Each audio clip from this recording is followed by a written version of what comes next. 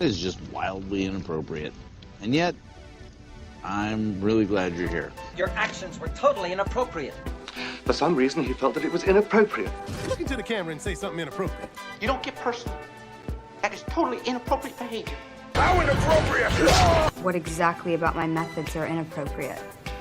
He tweeted some inappropriate things. That's a little inappropriate, don't you think? At what point is it inappropriate? No, inappropriate. Inappropriate. Stop it right now. Oh, that is unbelievably inappropriate. You're vulgar. You're inappropriate. That's just grossly inappropriate. Wow, you are so inappropriate. It's such an inappropriate description. Inappropriate, but precise. Oh, you know what's inappropriate? It's completely inappropriate! Why? That's inappropriate! That's inexcusable! Inappropriate things. Be totally inappropriate. Inappropriately so. How very inappropriate, thank you. Inappropriate. It's wildly inappropriate. This is incredibly inappropriate. This is highly inappropriate. Okay, this is inappropriate. Grossly inappropriate. Inappropriate. Inappropriate. Inappropriate. Inappropriate.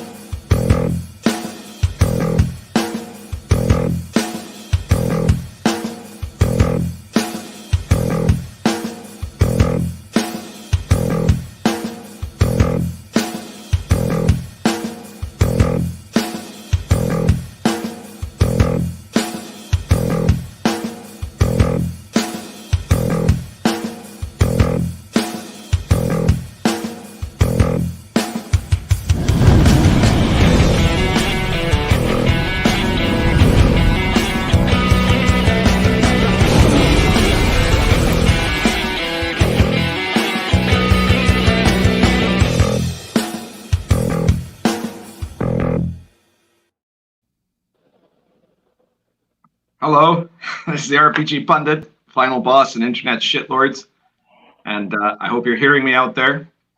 So, welcome again to Inappropriate Characters. I just kind of found out something just now, that the reason why we have a long intro and why a lot of live streams have long intros all of a sudden is because, you know, sometimes it takes time for a notification to get to people. So people who like hit the notification bell, which you all should, you know, to not miss any episode, are able to have time to show up without missing something at the beginning. Anyway, the audio apparently is good. That's excellent. And tonight, we're going to be doing something a little bit different, mainly because Venger Satanis isn't here. And he said, officially sort of, that the reason he's not here is because he is on vacation. But I think I know the real reason. It has to do with something that I know is of interest to Venger. And mainly, basically, the reason he's not here, I think, is because he is trying to fulfill the demand of the WGA, the Writers Guild, regarding the writers' strike in Hollywood, that YouTubers shouldn't, you know, that they should also participate in this strike, you know. So the thing is, you know, Venger has always had a dream of he's made a screenplay and he wants to get big in Hollywood, right, as a Hollywood writer. That's his end goal, sort of, you could say. And you know, he's worried that if he shows up on live streams and stuff like that, he could end up getting boycotted by the WGA. He's wanted to do for a long time a romantic comedy. I think it was called Sex in Chalt City. And yeah, so he's, you know, he knows that he wouldn't, his career would be dead in the water if he pisses off the WGA. So this is what he's going for here. I think the full name is something like Sex in Chalt City Magenta Nights or something like that. But anyway, yeah, Venger's, I think, trying to lay low. He's hoping that by the next episode, the strike will be over. I'm not too sure about that. And if you want like absolute proof of this, you guys know Diversity and Dragons, right? So last week, Venger was on his show with him. And I think maybe Diversity and Dragons is actually the one that tipped him off about this, because you'll notice that tonight, Diversity and Dragons isn't doing the Inappropriate Characters after party. He said something about having a sore throat or something, but I'm pretty sure that both of them at this point are trying to boycott, YouTube because of the writer's strike. So there you have it.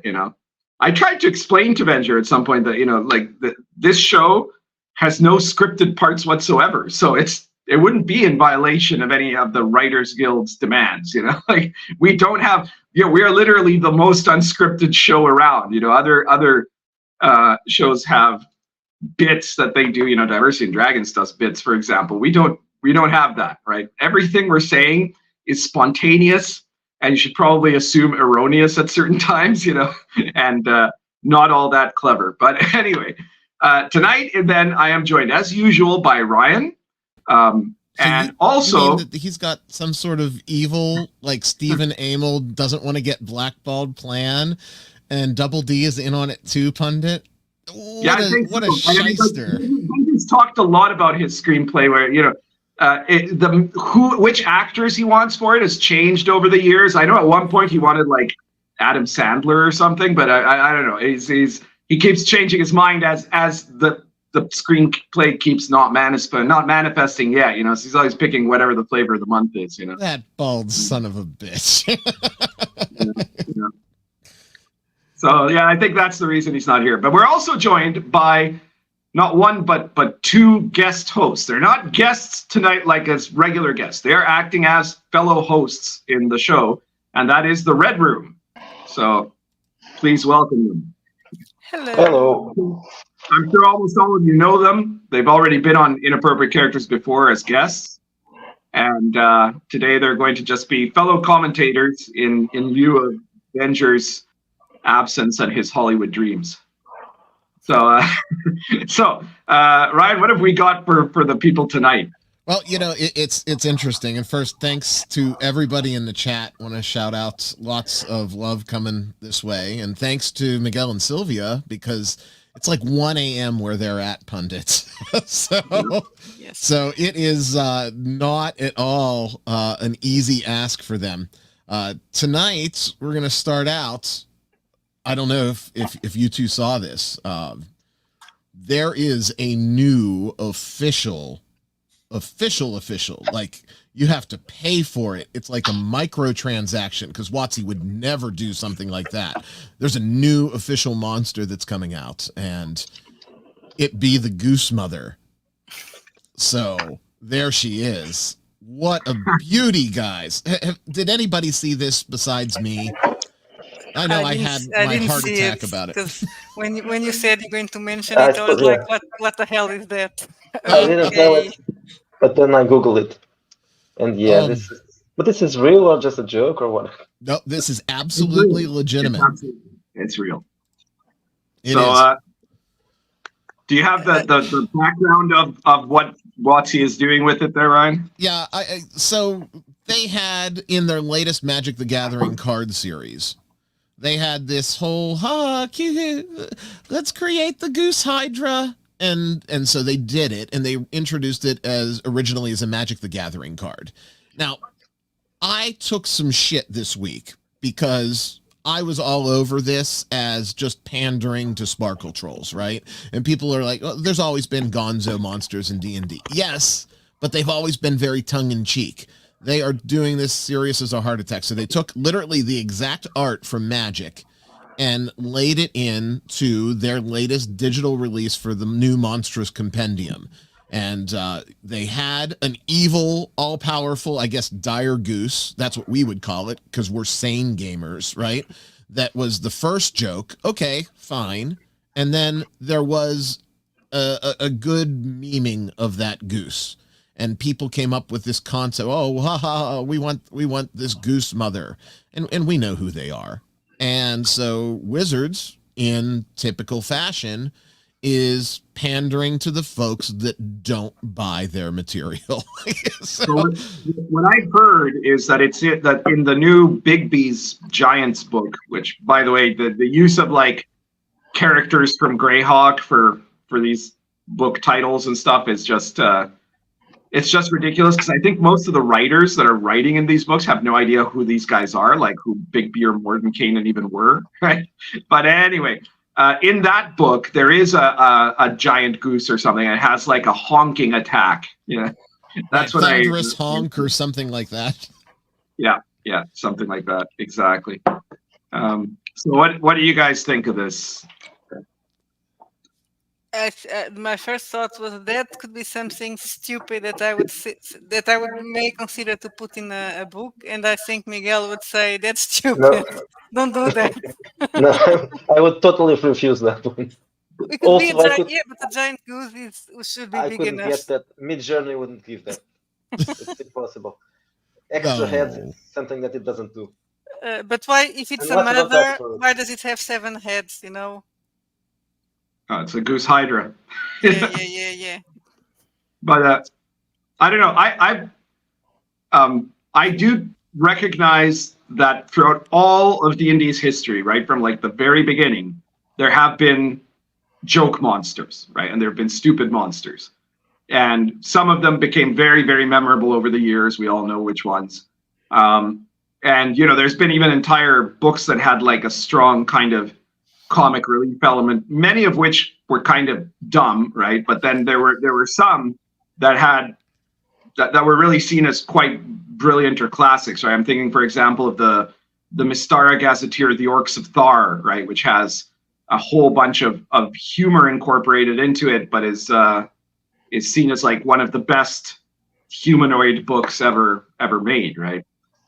So all of that, like I don't think in principle it's bad to have silly monsters. I mean, I did an adventure for the Last Sun in RPG Pundit Presents called Against the Woodland Creatures, right, where the player characters are forced to face the armies of an evil duck, except he's just he's a regular sized duck. He's not a giant duck or a hydra duck or something. And so like, I'm not above doing silly bits myself. But I do kind of agree with Ryan there that clearly what they're doing here is like, they're trying to be trendy, and that's the part that's kind of the sin, because they couldn't come up with something creative themselves, right? So they had to like just copy something. People have been doing memes about how mean gooses are lately, and so let's make a goose monster in D&D, right? Like it shows that they have a sad level of total lack of originality, It's 100% playing to what they believe is their audience, and it's who they are too, right? The veil has come down. We know that they've infiltrated, and I talked about it on my show that's going to drop on Tuesday. I have another conspiracy theory, but I'll save it for next week or next month for us.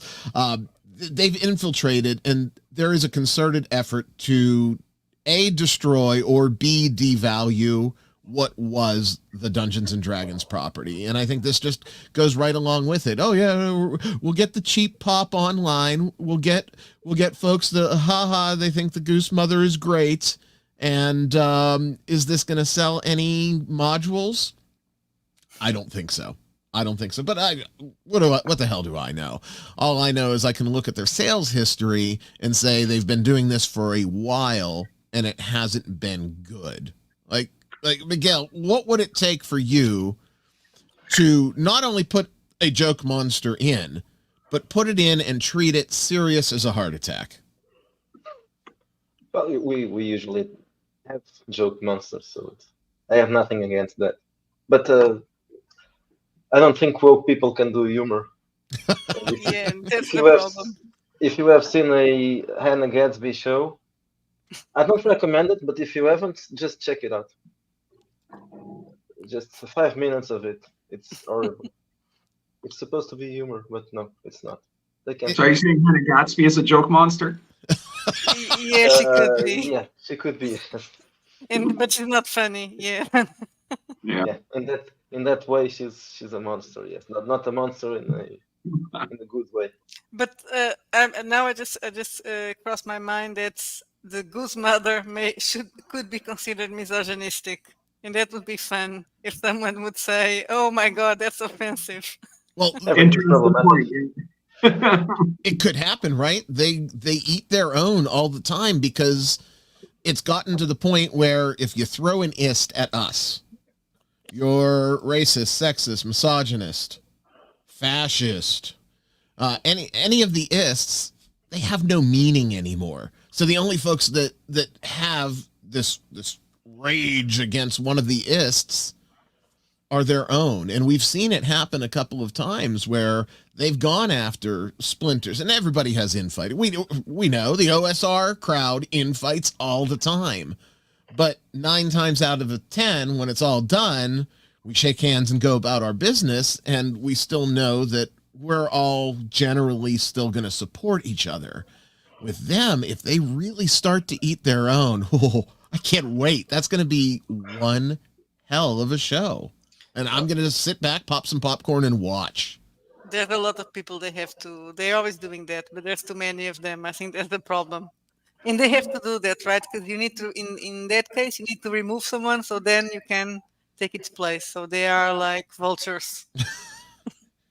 Do you really think that that's what it is? They're going to yank someone out for the spot? Because I'm pretty sure they're always doing that, right, Miguel? This is our theory. Yeah, I mean, so. look at the experience that Taylor Lane had with the woke OSR, right? They commented directly on this, that the woke OSR is like this ridiculous parallel of the OSR that make games nobody plays, basically. And but they have this like hierarchy, right? And the way to get up in the hierarchy is to make room, because they have this tiny elite that everybody else has to be constantly promoting their stuff, and you're not allowed to promote your own stuff until you get up high enough. And so like the whole thing is this vicious cycle of trying to take down people, but you have to be careful because they're usually more powerful than you. So you have to create a movement to get one guy out, and then maybe you get in the place, right? Usually the accuser is the one that gets the pride of place of replacing the one that has been taken out of grace, Well, we've seen folks try to do that in our neck of the woods too. You punch up, right? Instead of, I guess you're right, Sil. They are trying to take a place where I look at a hobby in totality and creators specifically, and there's no reason why people can't stand shoulder to shoulder to shoulder. There's infinite number of spots, right? This is a big ocean, and there's plenty of water for everybody. I don't need to take someone's spot. And I don't agree with Taylor in a lot of things, but I totally believe and I see things like that too. That is like, how do you call it? Pyramid scheme. But for example, pyramid scheme. You know what happened when Satine is Satine, right? Her name. She was cancelled, and her husband. So a lot of people that were complaining, they actually paid a lot to them for them to be part of their games. So when now suddenly you've been, yeah, of course, that there is a bit of that involved. That it's reprisals against people who are at the top, and then I mean we get some of that in the regular OSR too, right? Like for the most part, I think in the design side of things, OSR designers tend to be, compared to almost any other RPG community, extremely supportive. We like to promote each other's stuff. Part of that is because all of our games are compatible with each other. So it means that if their product succeeds, it doesn't actually make our product less likely to succeed. It makes it more likely because of that compatibility. But there are some people who don't kind of get that clue and end up like wanting to take down some of the bigger names, myself among them,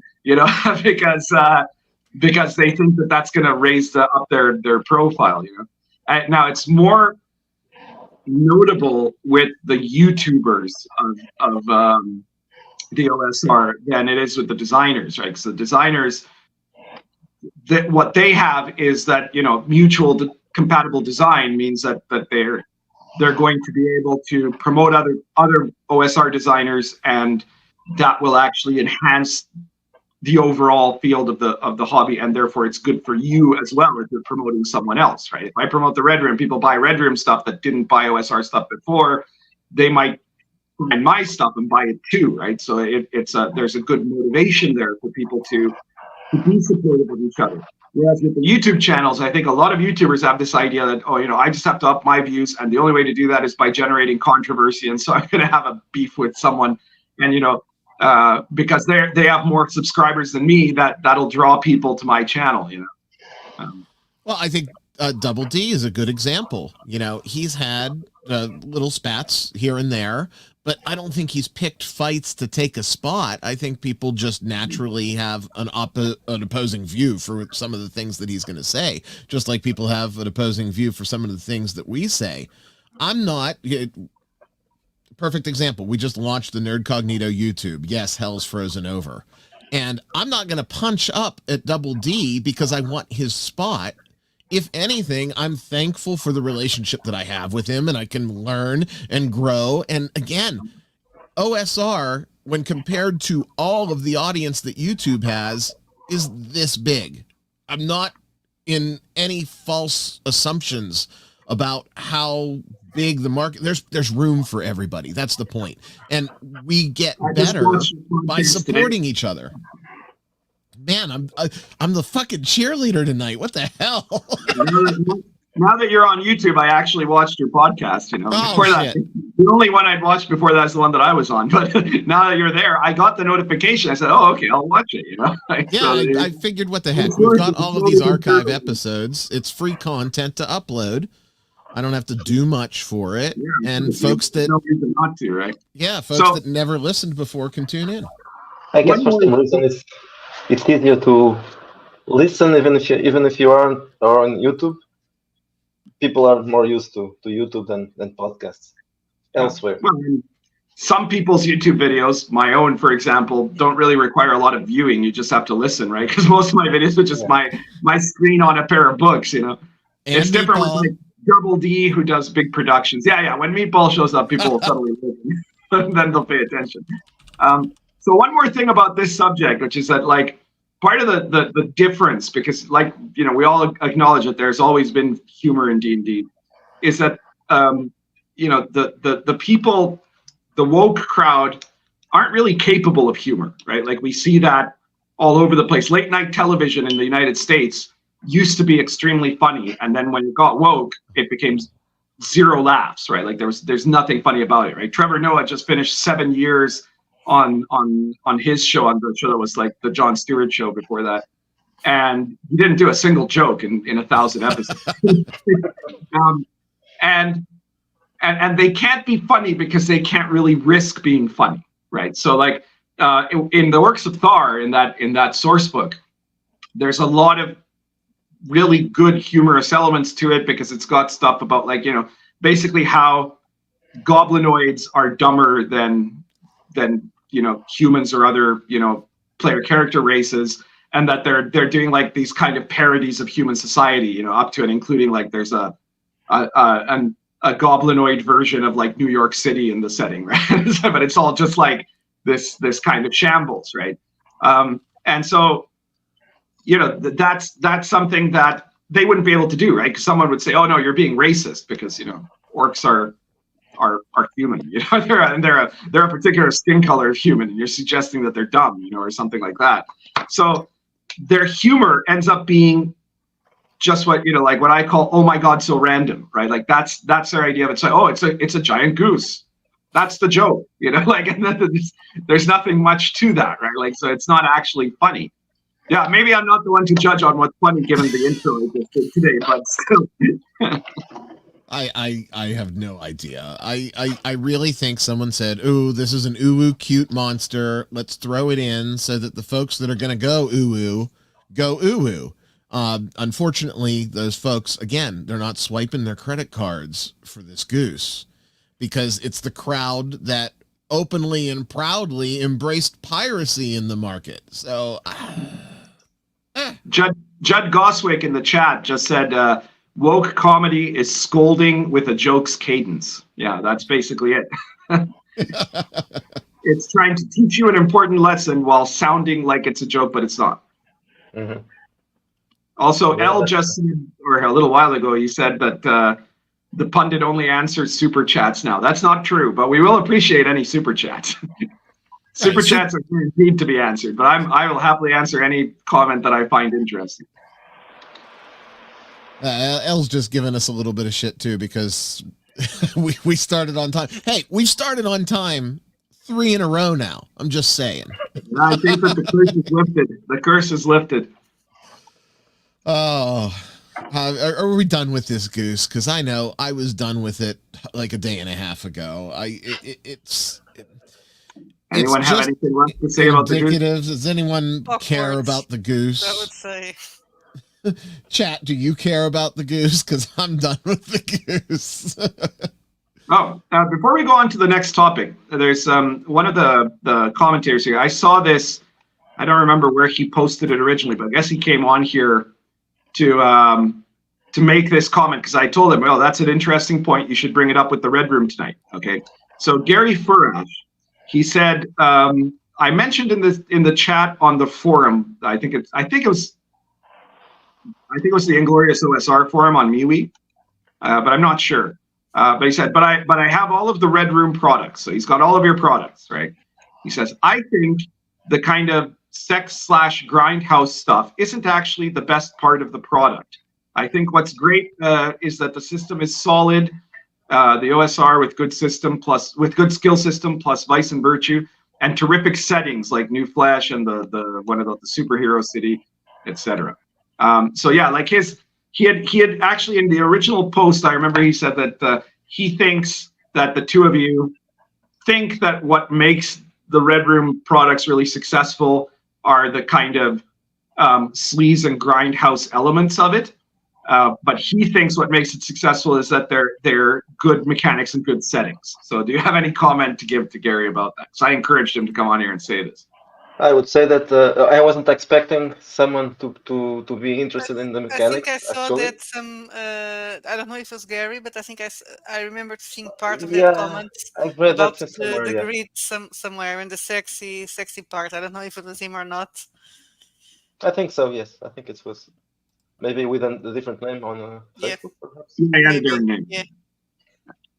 But the part about the mechanics, I wasn't expecting that. But the settings, yes, definitely.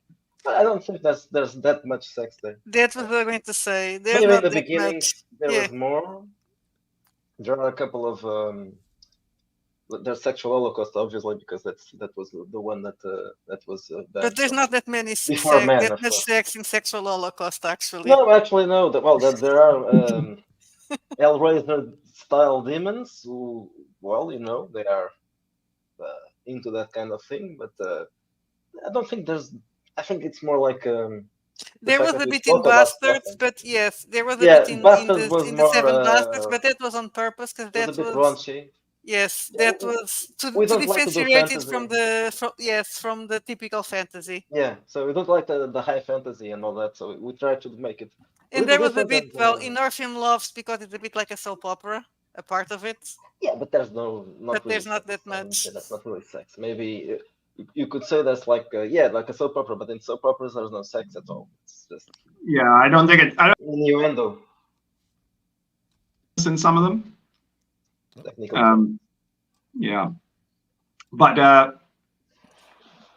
are we doing something weird here with the? Did something just? You dropped for a second, Pundit. Your connection must have blipped. People are still with us. All right. Yeah. So I think actually what makes your games really good is that there's this. There are very interesting settings that are not.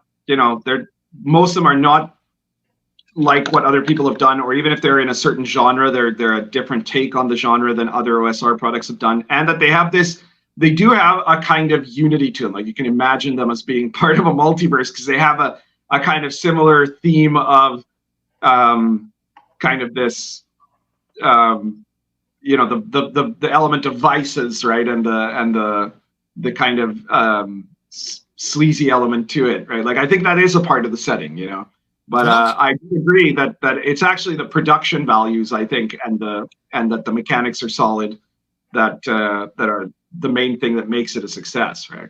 Right. I wanted to chime in and say, as a big fan of the products, right? We've happily and will continue to play different Wretched things at our table. it's not, that you're putting it out there. It's that it is a representation of life turned up just a little bit. And, there is sex, but it's not all about the sex. And there is the grindhouse stuff, and there is some pulp. And, with Wretched Epoch, I love some of the stuff that is a stretch on that turn of the century stuff. And with Wretchploitation, it's in your face that, hey, this is a 70s exploitation movie that you're playing at your table. It's just representative of the things that you see.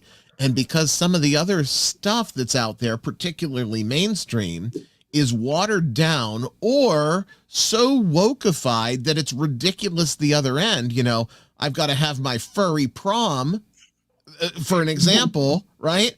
It seems like a striking difference for folks that are seeing it the first time, and that's why it's impactful. But it's really not over the top if you look at it in the context of the book, and that's one of the reasons why personally we play it at my table, because it's good shit that represents life, just turned up a little bit. Because no one wants, if we wanted life, if I wanted to role play my job, I would just go to freaking work. I don't want life. I want something that's a little bit more. And that's one of the real things that you did. Is that a conscious effort when you guys go to design the stuff? Do you try to reflect as much reality, or does it just happen through your process? I think it has to do, and I can start with a part of it is also we are very inspired in films and the type of films that we want. But in another thing, I think that it's what makes our setting, even in what we started doing, talking before, I think what makes our settings a bit interesting also is, yes, they are different because probably our influences, not probably, for sure, are a bit different than most of the people in the hobby. So that's probably why it sounds a bit, and maybe because, okay, we're not Americans, we're not British, so we have other influences from other countries in Europe that's help shape. Our references are usually, obviously, Goswick is one of the people that like some of the stuff we also like, and but the fact that we are European probably gives it a spin, a different spin. It's also about the sex.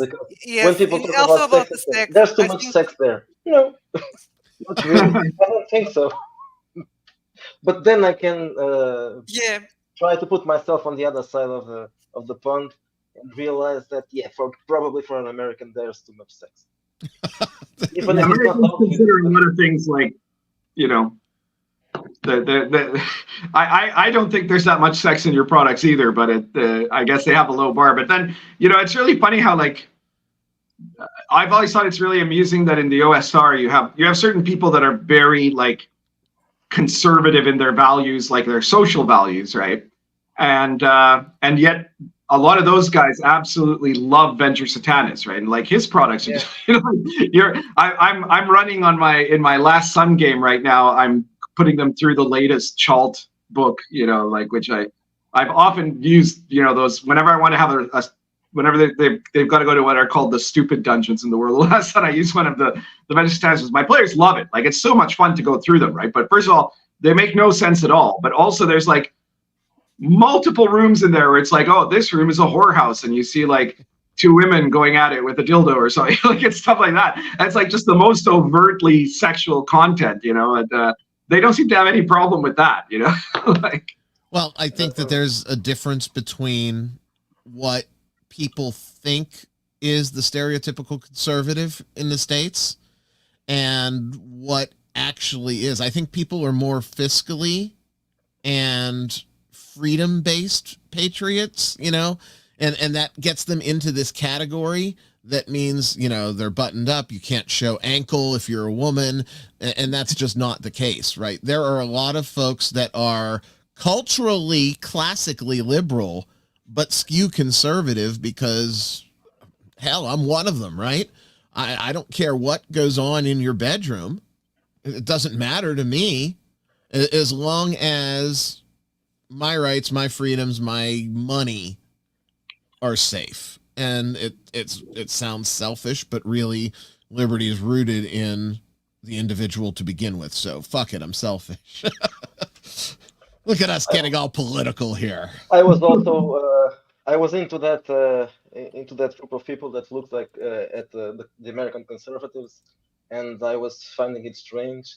How do these guys like Vengeance games, especially after Blue? Well, it is an irony that Venger Satanas presented, he's got Satan right in his name, and he presents himself as a high priest of Cthulhu, right? But I think that the way it works out, I mean, Judd Goswick said here just now that to know Venger is to like him because he's such a nice guy for a chaos wizard. But I think that the real thing is that, like, nobody takes any of that seriously about him, right? It's like, he's, when you hear him talk, right, when he's doing like his videos, or especially when he gets to talking about politics, it's very clear that he's not really any of that, right? Like he's a Midwestern guy from a Christian family, right? It's sort of like you could be a Christian conservative and like, Kiss or Alice Cooper, right? Because it's just an act, So I think that it goes around that element to it, Hey, they're going after the Coop. I got to say this as a giant Alice Well, Cooper only fan. because they criticize trans people, Yeah.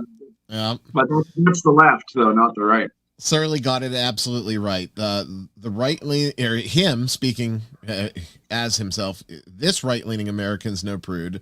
I never understood the whole we can show people being shot, but God forbid you show boobs. We do need to adopt a little bit more of the leniency of, I think, what Europe and the UK brings to their media and their culture. But we have to be careful, because with that could come some socio-political baggage that we don't necessarily want in, right? So, oh, boy. Well, my products are all much more prudish than Venger's, in that they don't tend to have a lot of sex. And in fact, like my historically authentic stuff, it's like, in Sword and Caravan, which has been a best-selling book, you're probably playing crusaders, right? Like literal crusaders, right? And Baptism of Fire is going to be even more so, because you're going to be playing like the first Polish Christians going out to Christianize the country by force if necessary. And yet, I'm actually very clearly, I mean, having gotten to know Venger, I'm more socially liberal than he is, right? Yeah, I think it's all this sliding scale, and we can't pigeonhole folks into a particular position. Otherwise, you don't get the great gag reel that is Venger Satanas in the character Venger versus where he really is. So I love it. Venger's gonna be so thrilled that we're talking about him. We got to talk about it. All right, shall we move on to the next topic, though? Oh, why the hell not? This ought to be fun. Back, this week was, I always say that it's the carousel of topics in the tabletop role-playing world, because certain things, without a doubt, keep coming up again and again and again. And it was AI art coming around again over the last 2 weeks, and there was some criticism, not only just generically about AI art, but a couple of different games, some tabletop, some board games, have been lambasted once again over their AI art stance and or use. And we have the perfect people to talk about it, because Red Room, Miguel, Silvia, you do a masterful job utilizing AI art. I have zero issues with it. So if you're going to restrict AI, you're stealing. No, you're not stealing. You are using it as inspiration, or the computer is using it as inspiration. I've created a couple AI art models for personal use, for commercial use, and you're not stealing anything. If I am stealing something when I am creating my model, then your ass better go down to your local museum and stop every single art student from looking at a masterpiece, because that's all the AI art algorithm is doing. It is looking at work. And now, granted, it can look at work in volumes, but it's still just looking at work and creating art based on that work. So I've always taken shit for being an AI art supporter, even before it was a hot button topic, but now it's just blown up. You guys use it. What was your motivating factor for using AI art? And then tell us sort of, you go with it. You know what you're using and why you're using it. I can tell you that when it started, I was doing the layout for Wretched New Flash, the first edition last year, and a friend of ours that started playing around with it wasn't Midjourney at the time, it was Night Cafe, I think. Yeah, Liam. Yeah, I think it was Night Cafe.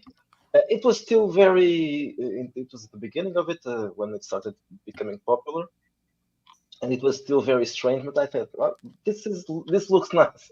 It has a surreal look. It wasn't supposed to look like a drawing or something that looked like something art. It was just weird stuff. So I used it in the first version of New Flash. Because it would be really hard, just to say that it would be really hard to find illustrations in stock images, stock art for New Flash. Yeah, yeah. Well, we had a cover. It was commissioned from the Basic Expert, but obviously you couldn't do the inside art. It couldn't be stock art because it's too strange to be stock art. There was no stock art for that unless. What we did, we used real photos of people, and then we changed them. So that was what Grimm used on the first version of Postcards, right? Yeah, but it was the same photos actually. But then it started improving gradually, and the fact that I'm releasing sometimes 3-4 items a month. It's impossible to use it's impossible to use stock art because there's not enough stock art for that. Especially if you are looking at modern day horror or even cyberpunk or there's stock art for fantasy basically, and not much more than that. And also I think that the problem from the artists comes right back to that. It's fast. Right. They can't do that. It can produce with a quickness, even if you have to spend an hour until you get what you want, or sometimes more than that. But it's too fast. You can't. And then there's the problem of the money. So in our case, obviously, the idea is for our books to be inexpensive. Because if not, we're not going to be publishing books, 3 or 4 books a month. So the idea is to create a bit like the Penny Dreadfuls or the serials, not small in case of New Flash, but things that people can use and not going to be really expensive. If you're to hire an artist to the art for the book, there it goes, the fact that you want to have an expensive then you have product. A Kickstarter, and then you'll be delayed because the artist and it will be basically to pay for the art. Yeah. When we did art, we paid it right away. There was no problems. We had the money and we paid it. And we did it actually. Not that people only notice on when we did use AI art. They totally ignore. We say, "Oh, but we paid actually for these covers." Oh, but that doesn't matter. You use AI art. Yeah, that from the moment that you use something, it doesn't matter if you didn't use it all the time or if you have some commission. No, you've sinned. So now let's stone them.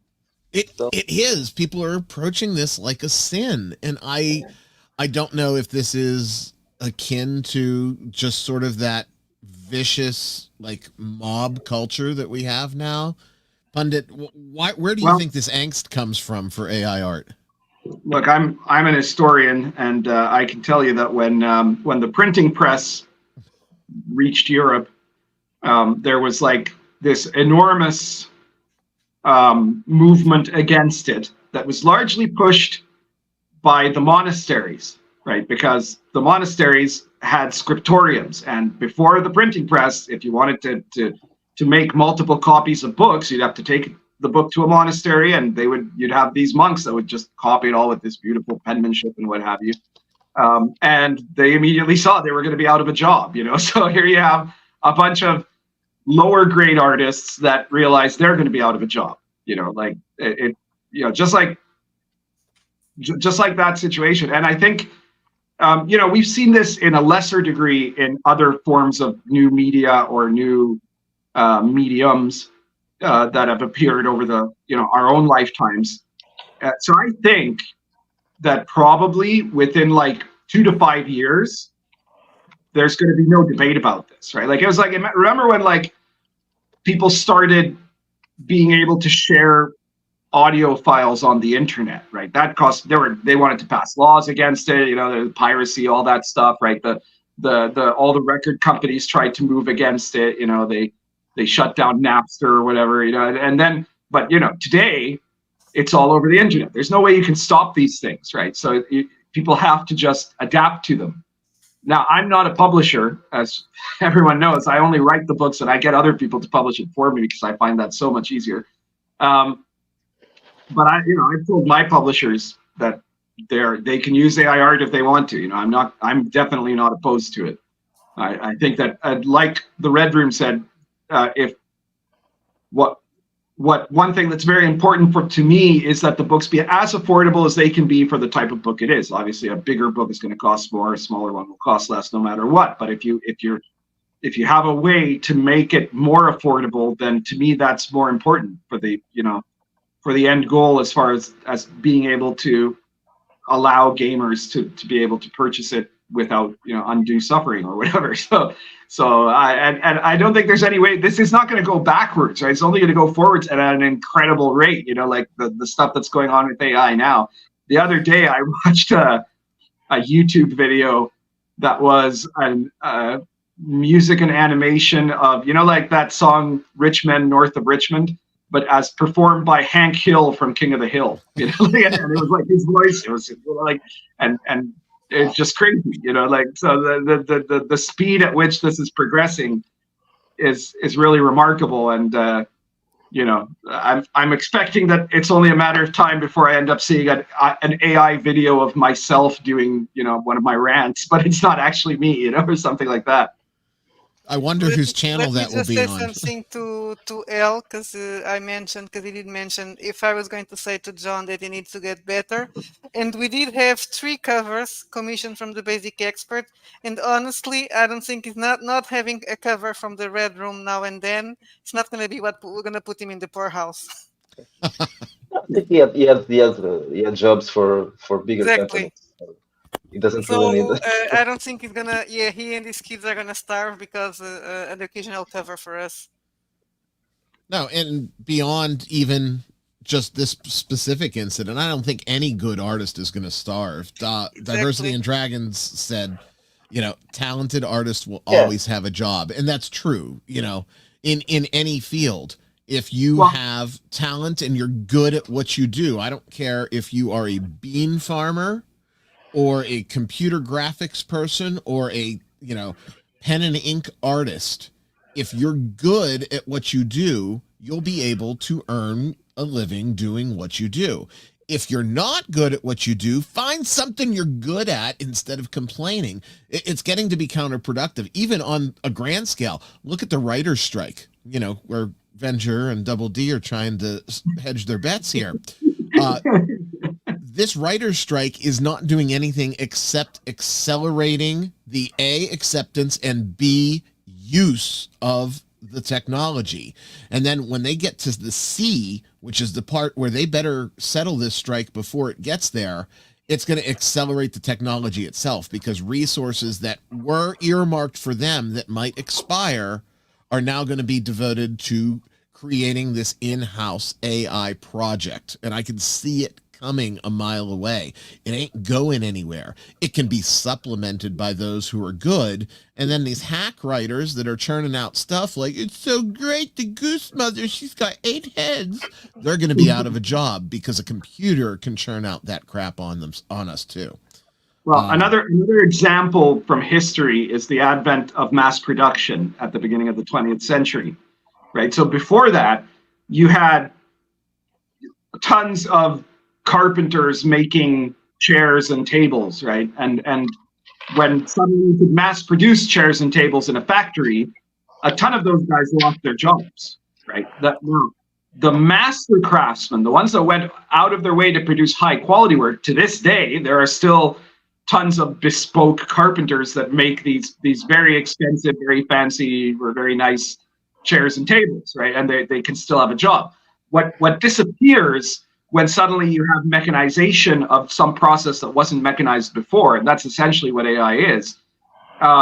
What disappears is the mediocre part of the production, right? The people that were making stuff that was not really very good, but they were able to make it because only they were the only ones able to make it. Now suddenly there's a cheaper, easier way to make stuff that is let's say standard. But that doesn't mean, the really, really great artists will still be able to produce their work, and eventually it'll become a luxury item in the same sense that, like pipes can be mass produced in a factory, but if if you've got like a master craftsman who makes a pipe, that's a much more valuable pipe to have if you're a pipe guy, right? I was going to give a girly example. So you have artisans that do handmade leather shoes or bags, or that are incredibly expensive and a lot better than the crap that you buy from a normal store. You can go buy a suit from the Men's Warehouse or something like that, but bespoke suits are still what make big money.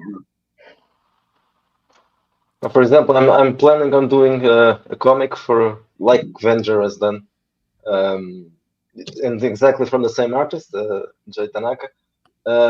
We've talked about that. It also did two covers for us, and he's already worked with us. So could I do that with AI? Of course, Midjourney would do it, but in this case, I want it to be made by a person because I want to. So I think that's what is going to happen.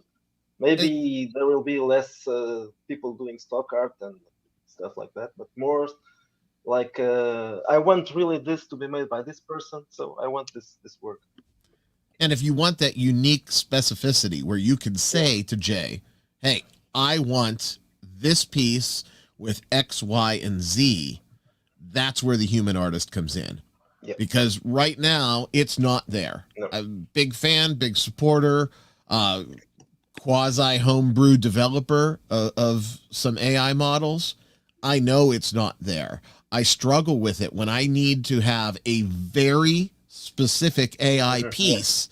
I know that it could be days or weeks of generation before I even get in the ballpark of what's in my mind, and that's where the advantage of the human artist is. They want to take it a little bit further in that direction. And hopefully it will get there. Maybe, but it's not coming in 3 days, 3 weeks, 3 months. It like I said, hopefully we can get there. A couple of comments here from the chat. Edgelord says AI Pundit would be called Mecha Pundit with Robo Meatball, I suppose. And Vision Storm says the real issue here is that there's always been starving artists, and AI is just going to make that worse. But 99% of anti-AI art arguments are emotional crap that could also be used against artists as well. Yeah, well, a ton of starving artists are starving artists because they're special snowflakes, and a lot of them are probably not all that talented as they imagine they are in their heads, right? Also, a big part of any kind of creation, be it art or designing RPGs, is not just, you have to have talent, you also have to have some knowledge and develop skills, but the biggest one is discipline, right? And so if you're a disciplined producer and you actually have something interesting to produce, then that's usually a good formula for success in almost any human endeavor. Mel says one of the things, and this is on the argument against it, is that it's not being fed art with permission from every artist.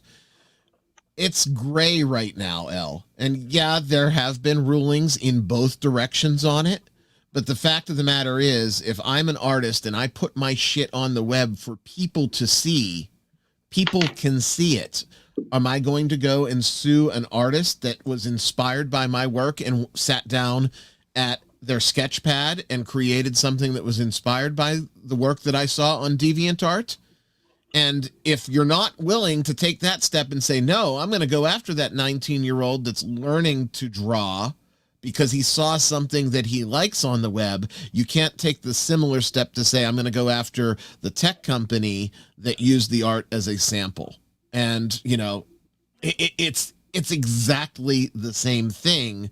The difference is what is producing it, flesh versus steel. And it's just like any kind of intellectual property argument, right? Like that you, if you are writing a book, right, and it's in a, let's say it's in a certain genre, and so you've read, I don't know, it's let's say it's cyberpunk or something. You've read a lot of William Gibson, and you produce a book that is very clearly like some of the inspiration comes from Gibson's cyberpunk stuff. That isn't actionable right now. If you were to cut and paste sections of a William Gibson novel and then print that could be actionable, right? That could be a copyright violation. And the thing is that AI art doesn't just cut and paste, right? AI art develops learning models from seeing other art, and then it creates art in the style of certain types of art, right? So like if you wanted to feed it a bunch of Renaissance paintings and tell it to do an original Renaissance painting, it'll do an original Renaissance painting, and it you know, if it's an original painting that's inspired by a style, you can't claim that that's somehow theft, you know? There was one case, and I don't remember specifically what it was, but there was one case where an artist said, I put in the AI prompt for the AI to recreate my specific work. And the AI recreated that work with like 90% similarity. And he said, look, it's stealing it. What came out in the brief, and this is the law school dropout in me that still reads this stuff, the data set that they provided, that model, was one image. It was the image. So the attorneys for the plaintiff in that case set the table, as good attorneys should, and said, look, we typed in create this image, and that's what it created. So it had the baseline framework and one reference image, and it got tossed. So you're absolutely right, Pundit. All right, what's our next topic here? We're done with the AI. Let's see. Oh boy. Safety tools. Again, the carousel. New about safety tools? I hadn't heard anything new about it. Yeah, it's not died down. It's still just a tempest in a fucking teapot. What can we say about safety tools, guys? And Silvia, I forgot that we have the Pharisees with us this evening. You can call me guys, no problem. I'm an honorary guy. I say, if you've got someone that's demanding that you use a consent checklist at your table, use the consent checklist, and then use that as source fodder to provoke emotional reactions. Not all the time, not to torment the people, but now you know where their triggers are. So when you need a triggered moment in your game, go for it. Fuck them. That's what I say. I am so opposed to this. We can't have a Candyland sugar-coated version of our game, our hobby. And if you want that, that's fine. That's established that that's what your table wants. To want to enforce it on everyone else, what this is a beta's method for getting their way, for exerting control. It's a power play. It's a power move where you can't do this because I said so. And that's the root emotional cause and core, I really believe, for these folks that are die-hard.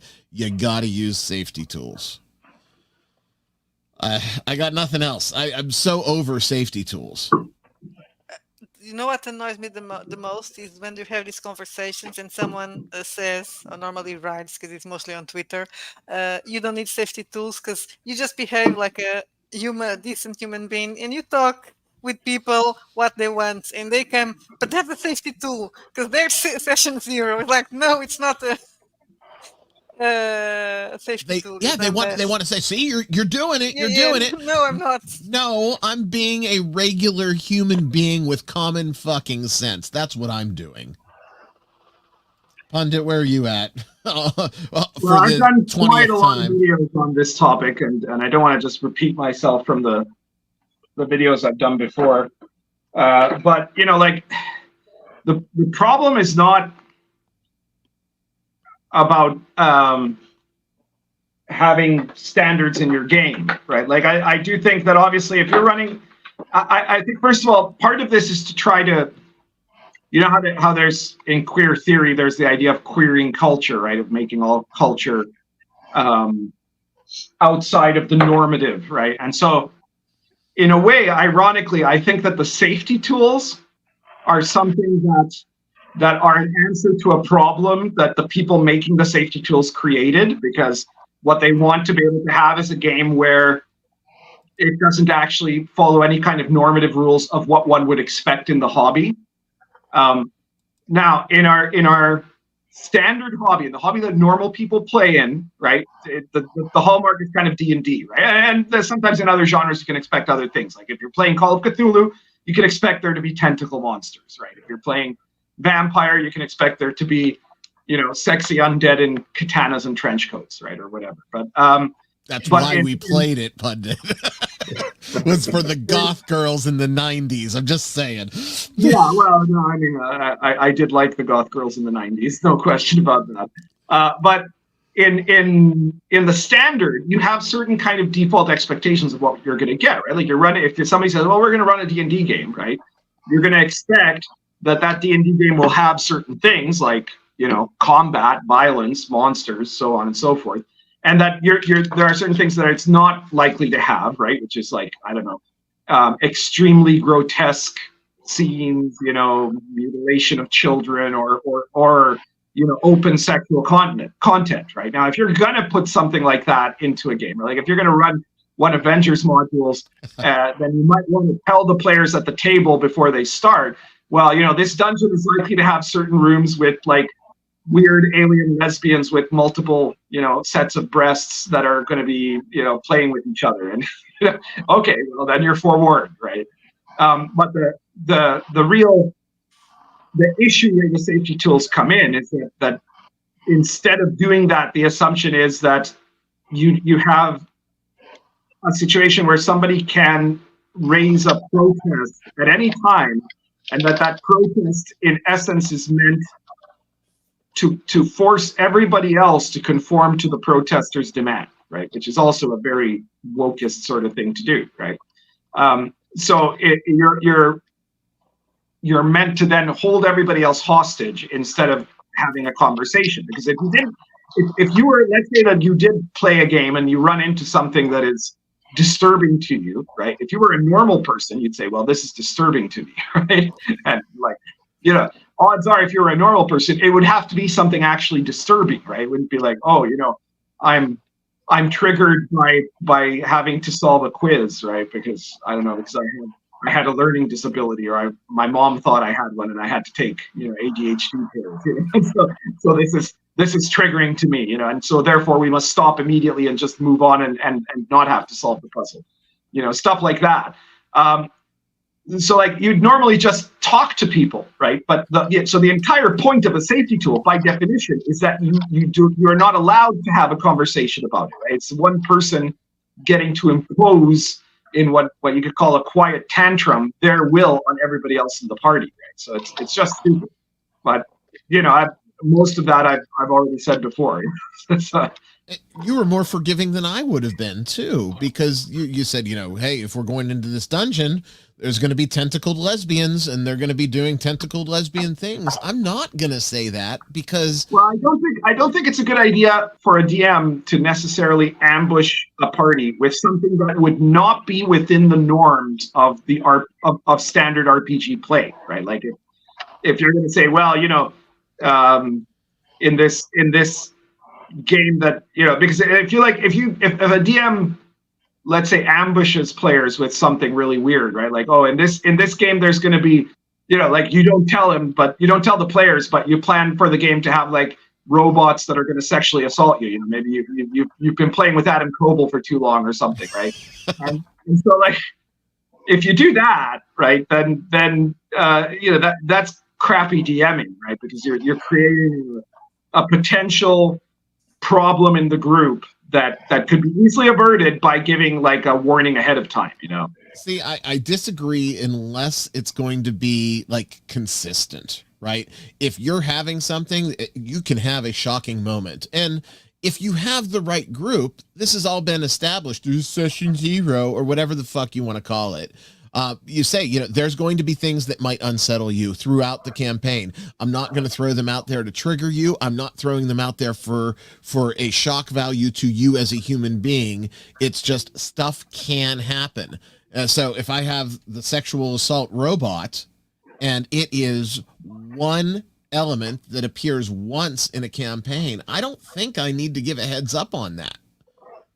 I don't know. Yeah, well, yeah, if it's a campaign, yeah, but I'm assuming, like, let's say if it was like at a one-shot in a gaming convention. Okay, fair enough. In a campaign, your players have to either know you already, or, you know, at the start of the campaign, you're going to give a gist of what the campaign is about. Right? Like, I mean, I just started running Tonsberg now. I just finished my Lion and Dragon campaign, and in between this one and the next big campaign I'm going to have, I decided I wanted to actually get a party, run Tonsberg with the old school rules that are in Tonsberg, and so I explained to my players, look, you know, because my style is a certain way, and there's, but I'm going to adjust it to the style of what real, you know, old school dungeon stuff has. So like, this is going to be, there's going to be a lot of resource management, right? Like, this isn't going to be triggering anyone, but it's a good example anyways, that I'm going to say, well, you know, in this campaign, you're going to have to keep track of your encumbrance. You're going to have to, you know, keep careful track of your food rations, of your, you know, how much oil you have for your lantern,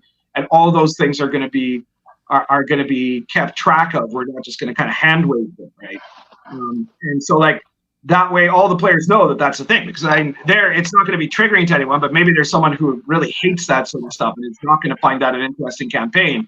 And if they're playing and then, you know, they realize this because you didn't tell them, but when it starts to happen, they realize it, they're not going to be happy with the campaign, right? Like, so it's about making sure you know what's going to go on in the campaign. In my last Sun campaign, the characters know that there's going to be a bunch of really ridiculous stuff happening, right? Like really weird gonzo stuff. If I threw a bunch of really weird gonzo stuff in the middle of a Dark Albion campaign, they might have a right to be bothered by that, because it would be like something that would shatter the immersion into that world, right? Well, I think you just had a light bulb go off in my head with what you were saying. And I was approaching this, you know, like a normal gamer, and I'm putting myself now into the more sparkly shoes.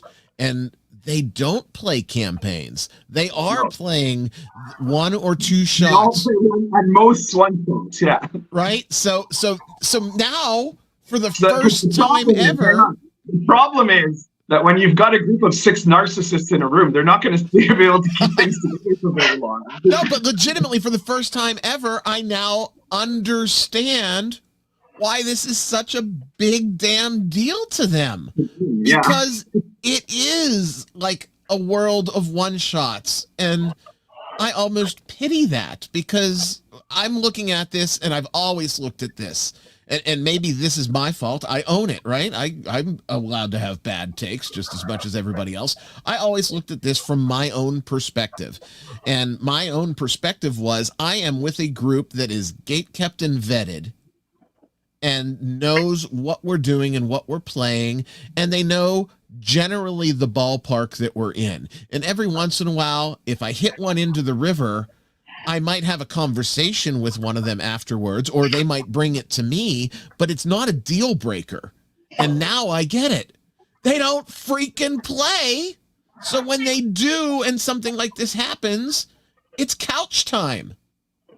Holy shit, Pundit. I had a revelation. Well, I had a revelation. Oh. Miguel, Silvia, anything that we haven't already had? As I'm in my like epiphany high right now, so I'm just gonna shut up.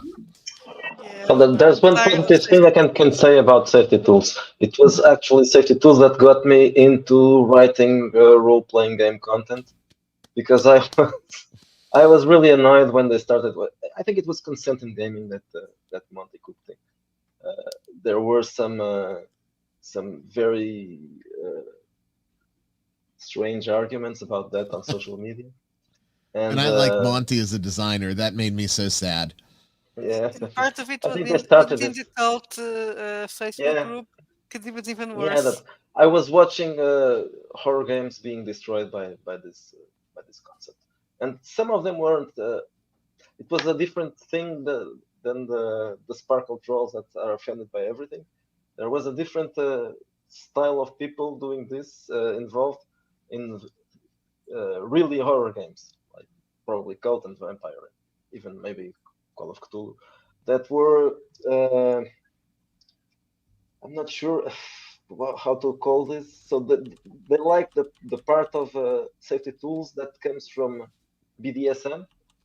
I think they want a different version of. And some of them said that they were into BDSM, so they want to bring that into role-playing games.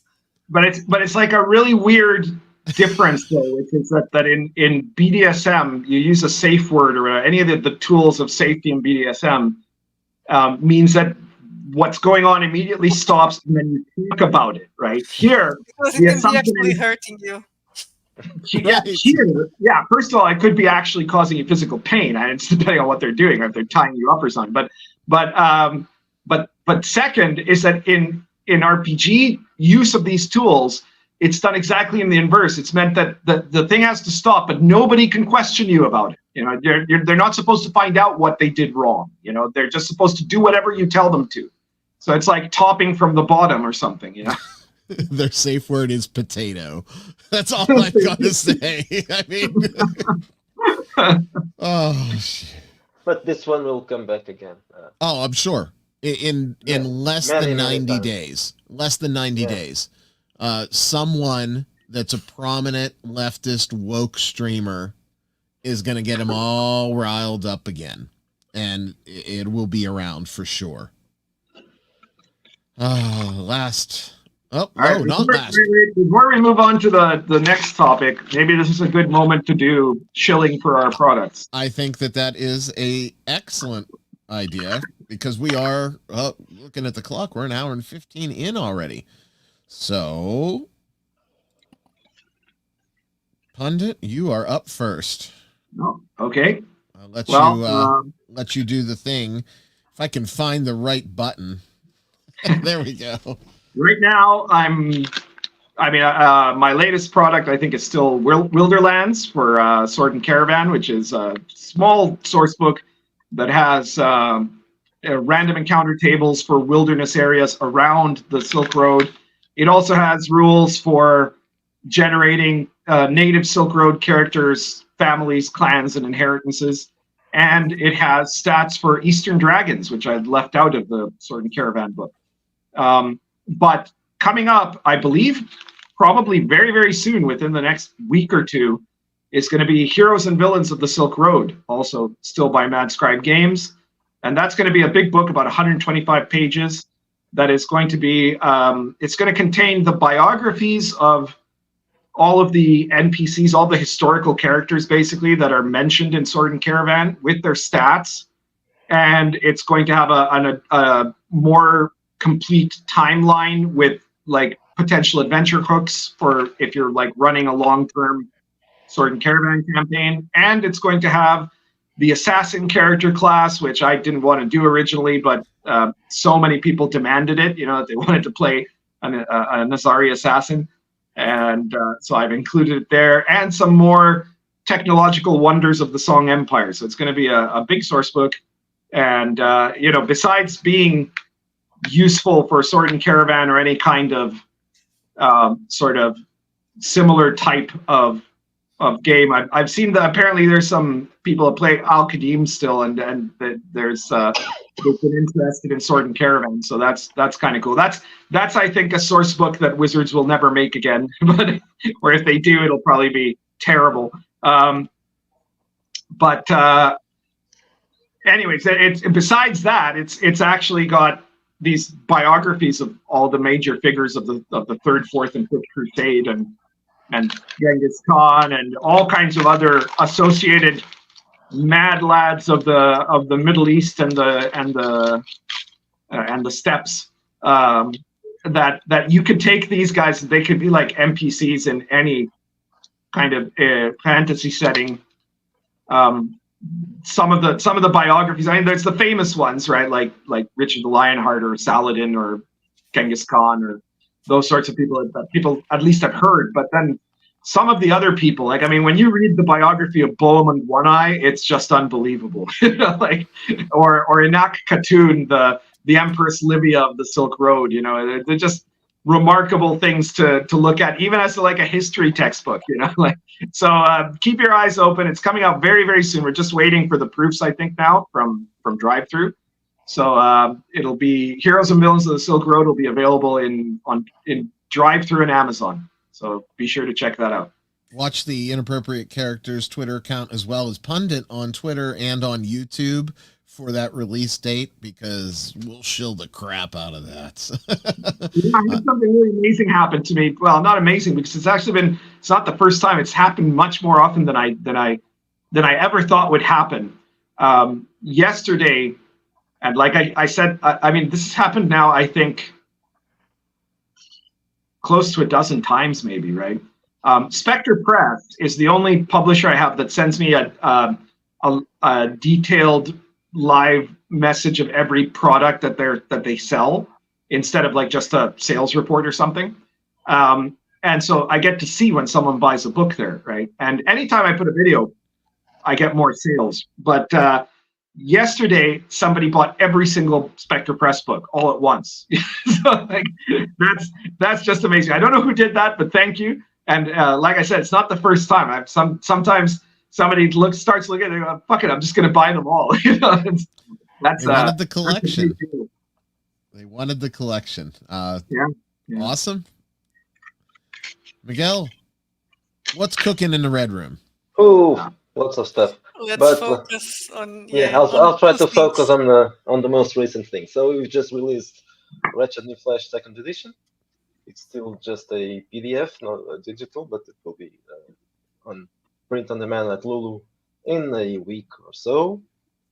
If you are interested in the idea of playing something that is inspired by William S. Burroughs, Cronenberg, and a bit of cyberpunk and a bit of lots of other stuff, you can pick up the first edition, which is, at least for now, free at our store.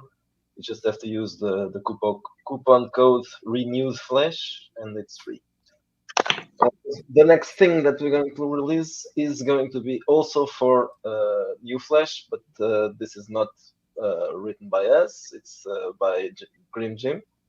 He did a city source book called, not actually a city, kind of an archaeology, a tower, called Penny Tower, which is inspired by J.G. Ballard. It's an interesting concept. It's not like it's a mix between an adventure and a setting, using a tarot cards for randomizing stuff.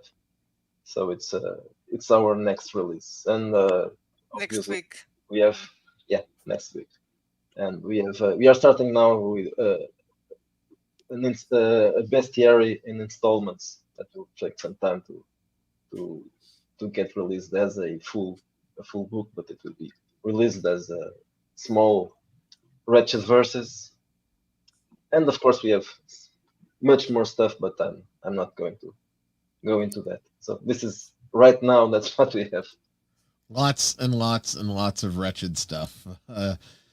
All sorts of things. We saw the cover for Grim Jim's Wretched book last month right here on Inappropriate Characters, and it looks really good. Silvia, we know you're the boss when it really comes down to it. Did Miguel miss anything? Oh, yeah. No, we did. Well, I can say, since you put me in the spot, that I finally finished. So I've been writing a scenario for Wretched Darkness, But because of work and because it became a little bit more complicated, then it just started to grow. So it took me almost 2 months, but I finally finished it this weekend. And so hopefully Miguel will get it ready soon. So it should be, it's a kind of a surreal horror scenario to get a bit more of what we have in Wretched Darkness in the city, the setting of Emmettville. So very, very, very cool. It doesn't have a lot of sex, just a little bit, by the way. Just a little bit. that's what forgot she to said. mention. I forgot to mention Michael L. Strauss's next thing for Vigilantes. Yes. So yeah, There'll be another Vigilantes. Yeah. Awesome. I have very little. I already alluded to it earlier in the stream. Me and the team at Nerd Cognito, my co-hosts Kyle and Bert, and the ladies that handle some of the clerical stuff in the background have finally beaten. It was me. I was the stopping point.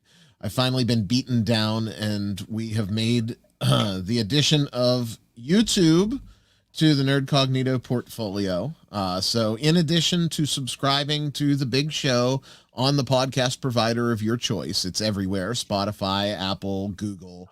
If you want the main show on time, you still got to do that. That was my one holdout. I'm not going to release the new big show on the YouTube channel, but we do have a Saturday stream. I've seen some folks from the chat that popped in over the last couple of weeks. We are an infant channel, so go to youtube.com/@nerdcognito and shoot us a subscription. That way you can join the Saturday stream when we go live each and every Saturday.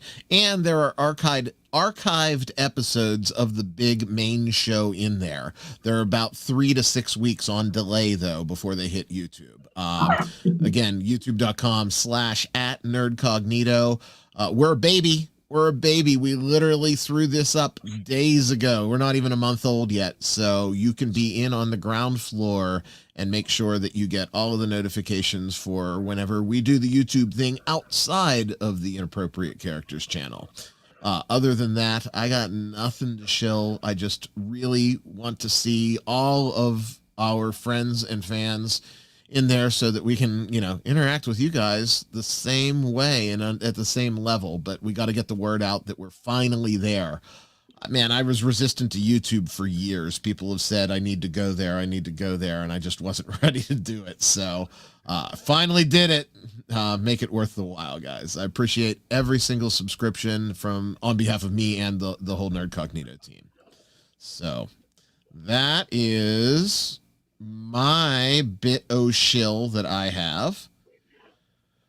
All right. Let's see. What is next on the list, and do we even want to go there is really the question. Fudging came up, and a lot of the ire against fudging came from two different channels. One, I think, is just people that said, no, the dice are the dice, and that's what it is. And then the Bro SR has championed a little bit of anti-fudging. They're bringing that into their mantle, and I can see this becoming a talking point for them. Where do we stand on it when we're running a game or when we're playing a game? Is it all right to fudge the dice? I don't know. Pundit, where are you at? Have you fudged dice? I think we've all fudged dice. Do you regularly fudge dice? That's the better way to ask it. There are, first of all, you have to make a distinction between fudging dice in a situation that involves a direct interaction of the player characters with the world. So an example of that would be, I don't know, that they're in a fight, a monster's going to roll to hit, and you decide, you rolled and it missed, and you decide you want it to hit, or it hit and you decide you want it to miss, or you roll damage and you think it's going to kill the player character, so you found out a lower number. That's the fudging that is actually potentially very problematic to use what itself is a problematic term. But then there's another kind of fudging, right? Which is, I don't know how often this comes up for other people, but if you're running a game in an immersive virtual universe, you're going to want to make use of a random element to introduce novelty to that universe that is not just coming out of your own head. Otherwise, all you're doing is trying to write the script to a movie or something, and that's not the right way to run an RPG. So in a game that is a true virtual world, either you're going to be using random tables or things like that, or you're going to be determining certain events randomly by the roll of a die, right? And now in that situation, there are a lot of occasions where I might fudge a result, right? Because there it's the DM's prerogative when a random element comes on to figure out how to fit it into the living world. And so sometimes it just wouldn't fit, and so you want to change it, and so you'll pick a different result. And that doesn't invalidate the PC's experience because it's happening at a meta level that the PCs aren't involved with, right? So just one example, yesterday I was running my Sword and Caravan game. And in that game, the player characters at that point were traveling along the Silk Road. They were heading to the town of Holwa. And along the way, they're stopping at these caravanserais, these resting inns. And they got to an inn, and I checked to see if there was anything interesting going on in the inn, and there was like this exotic dancer who was like a slave girl that was there. And so there was this whole subplot. They were kind of like, they were considering trying to take the slave girl, but not so much. At first it sounded like they were doing it because they wanted to free her, but then it was actually because they wanted to have like a harebrained scheme to like sell her or something, So anyways, the thing is, the next day they went on, the plan didn't work anyway, so they went on to the next caravanserai, and I checked to see if there's anything interesting going on there, and I got again a dancer, and I said, no, I'm not going to do that because that'll be repetitive, right? So I just picked the next result over, and that sort of thing is perfectly okay for the DM to do because it's part of how he is making sure that the virtual world is sufficiently verisimilitudinous, but fudging dice in a situation like a combat situation where you're worried, like if I do this, the player character will die, right? Or maybe, I don't know, you want the player character to fail, and so you just decide that they fail, and in spite of the roll having indicated they would have succeeded, right? Either of those, at that point, you're breaching a kind of trust, right? And I don't want to be so absolute as to say that you should never, ever, ever do that, right? There might sometimes be absolutely extreme circumstances, but I will say that as a rule, that's a bad thing to do as a DM. I agree. I always say if there's something that I would need to compromise the roll of the dice for, I'm just not going to roll the dice, right? And that's sort of my approach to it. There are situations that, like you said, are for the good of the world that need to play out in a certain way, or maybe I don't. Never be for the good of some plot you have in your head, right? It should be to make sure that the world is realistic. Right. For the good of the game world, not me having an ego trip as a dungeon master, right? It's something that would either compromise, like you said, you stole the $5 word that I was going to throw, the player's verisimilitude, or it's going to compromise something else that is very, very critical, and it just would be out of place. And I think the perfect example you gave was rolling on the random table. If I'm on a ship at sea and I roll some sort of desert creature and there is no narrative reason for me to have it. If you're doing that, you're rolling on. You're using a bad table, or you're using the wrong table. I'm just going on the fly here, but for that, I'm just not going to roll. I'm just going to pull it out. You want to make sure that that if you're creating the tables yourself, that you're creating good tables, and if not, you want to use a product that has good tables, like my products do, not crappy tables like a lot of Venger's products do. We love you, Venger. Miguel and Silvia, is fudge tasty for you? I have fudge dice, yeah. Usually, what you mentioned before, sparing characters. I've done that. Yeah. Not the opposite, but yeah, sometimes. But it's usually something that I say, okay, if it's a very lethal result, and I will say to the player, I got this. Your character is probably going to die now. And then, depending on the reaction, I'll spare him or just do something else, like being very hurt but not dead yet. Right. You could always. I was going to say you don't have. I would kill them, but you don't have to kill them. They can be incapacitated. They can be like that. Yeah. Yeah, something like that. Staying like in the threshold of dying, but not really dying. And then, well, of course, random tables. That's sometimes what comes from there. It's not really. It doesn't fit. So just pick another result. Or sometimes roll again, depends. No, what really and so we were playing online, but I roll real dices, and of course, as a player, if you want to fudge, nobody can stop you. So we assume that we are all grown-ups, and as a player, I would feel the temptation sometimes of. But then I just went to the flow. I think I'm mature enough with, well, okay, I'm not going to do anything. I'm just rolling. When I'm in the GM shoes, it really annoys me when the party keeps getting bad rolls and they can't do anything. And in that case, I do feel the temptation to fudge. Because, like, guys, you're killing me here. You're failing everything. But I try to avoid it. Sometimes it's fun. Sometimes you got to do it. I remember that was one time. It was a one shot. It was more or less improvised, but they were trying to, so there was a hidden passage that nobody was discovering. But I think it was Miguel that rolled a 1, and then I turned. Oh, you fell, and when you fell, you actually triggered the opening, and somebody was complaining. It was like, no, guys. Well, I turned it another way.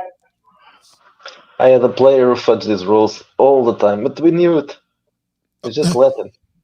There was no way. We were always saying, hey, man, stop doing that. This was many years ago, but he was not a kid. He was. I've got a player of 30 years, and my co-host, he's going to kill me, on Nerd Cognito, that fudges rolls and cheats as a player all the time, and it's not who you think it is. It's Bert, for those of you that listen to the Nerd Cognito show. He has this unnatural compulsion that he must win, and that's the result, and we all know it, and it's just like unspoken. Behind the screen, I'll take care of whatever. Oh yeah, you got 92 damage. Okay, I'll pretend to write something down next. So he's gonna kill me. And on that, the case of 2 wrongs make a right there, isn't it? I consider it my duty as the GM to maintain some sort of balance, and I know what the score is, so my hand was forced, baby. That's where I'm at on that fudge. Oh boy, let's see. Last but not least, Pundit, this is yours. We were going to talk about the different versions of Dungeons and Dragons. No.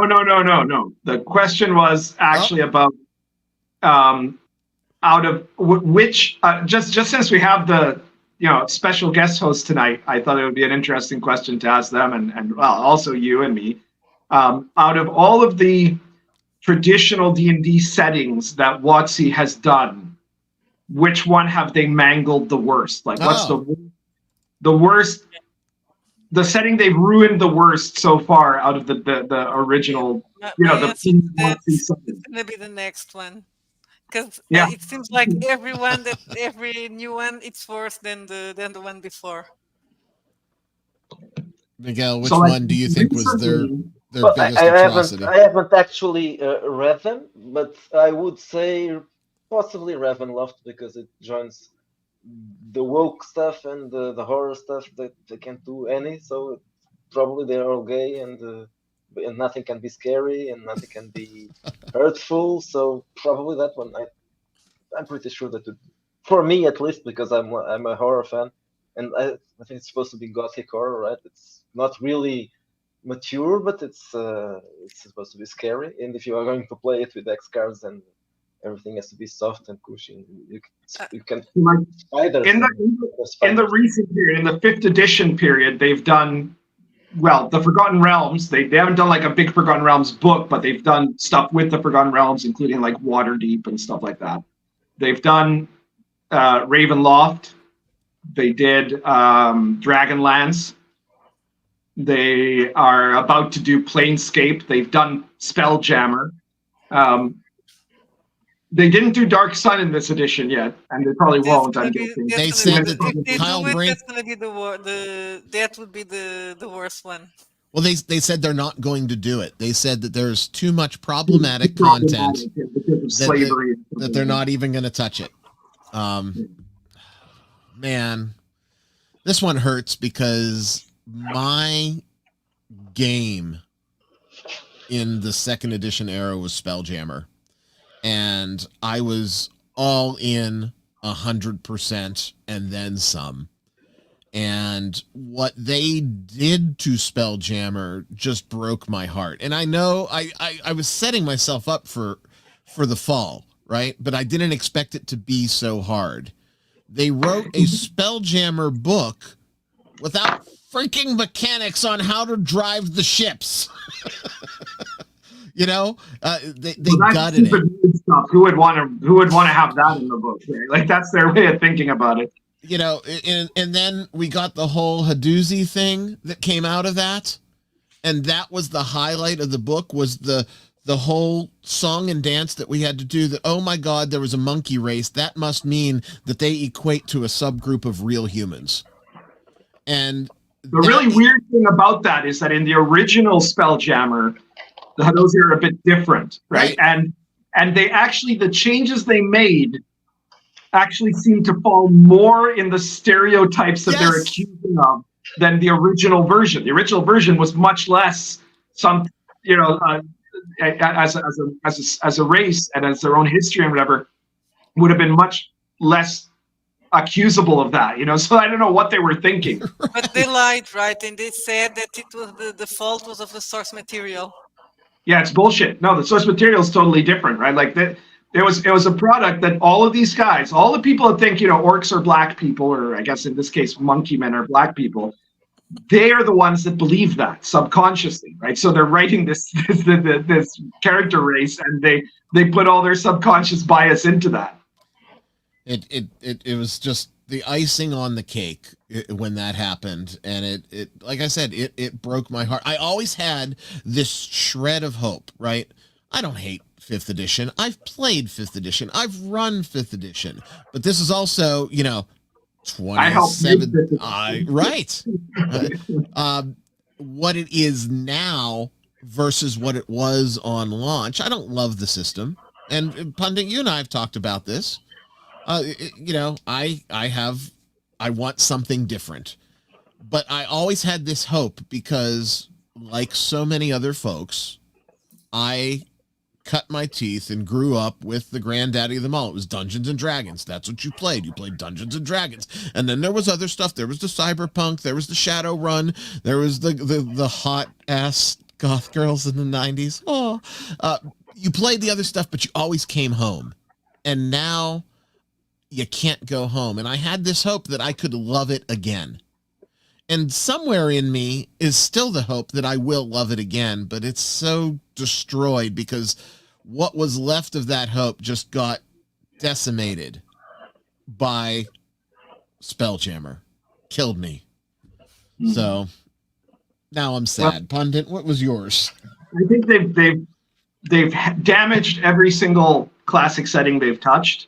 Like Waterdeep is now turned into like, Portland during Gay Pride or whatever. It's like every single one of them is just worse for having been made into a 5th edition product. But to me, there's two in particular that are especially bad. And the first is, I think, the one that has gotten the most votes on the live chat, which is Ravenloft. And the other one is Dragonlance. And in both cases, it's because those settings inherently offensive to the people that now write for 5th edition, because both of them in their own way have a powerful moral universe, right? They have a setting of good versus evil, right? In Ravenloft, the Dark Lords are evil, and you're in a world of evil, and you have to like fight them, you know.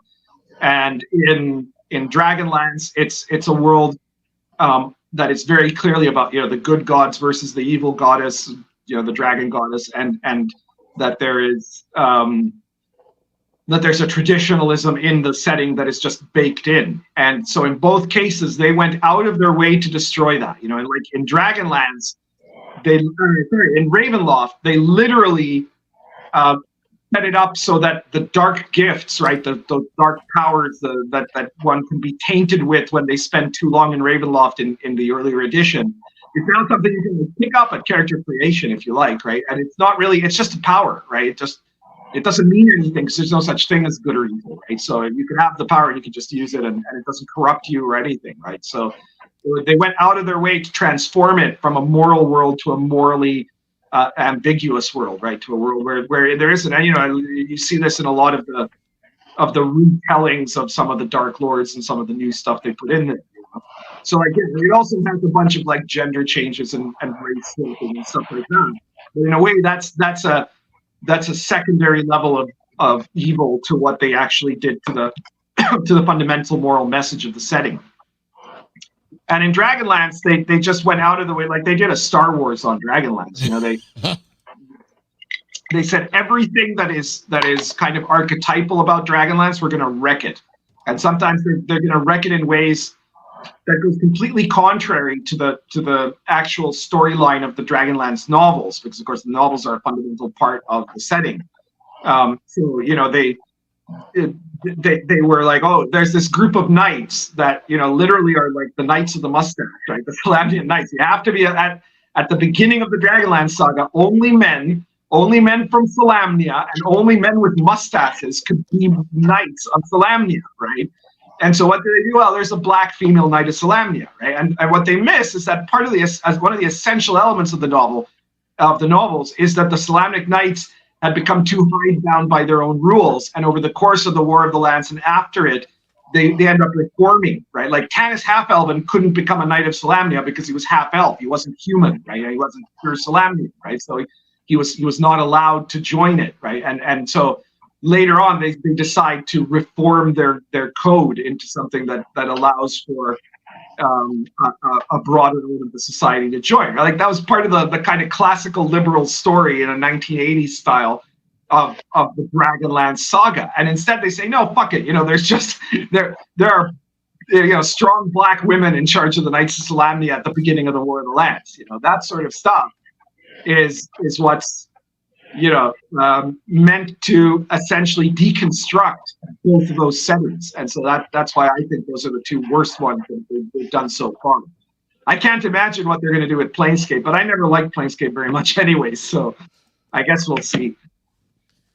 Yeah, I think Planescape is going to be the nail in the coffin for a lot of folks, particularly that came up around the time that I did, because that was like the flavor of choice for most of the crew that I ran with in that time in the very early 90s. And we'll see what they're going to do to it, but interesting choices all the way around. I think everybody there's so many great terrible choices because they keep making so many great terrible mistakes. Man, part of me wants them to tackle Dark Sun, but they know they can't do it.